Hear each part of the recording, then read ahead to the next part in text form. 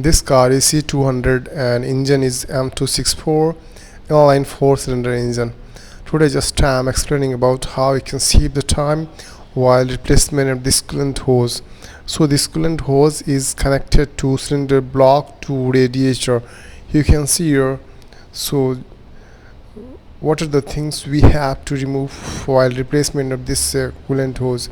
So first of all, you can see here, this is the intake manifold, air filter housing. These are the things we have to remove. So intake manifold, there are many connections, like bottom side you can see there purge line and transducer are also connected this bottom side the intake manifold. And this coolant hose, there are 4 connections. First you can see here this one for radiator heater, and there are 3 connections, this is and that another side, and this E10 there are 2 screw. After disconnecting the coolant line, just you can lose this tool, and after disconnecting the odd coolant line, just you can take out this coolant hose. You can see here how is the construction.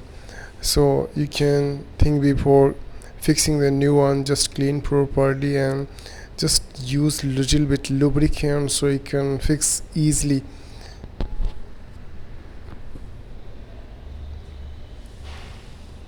So first fix a small one, this coolant hose, because it's very difficult to connect.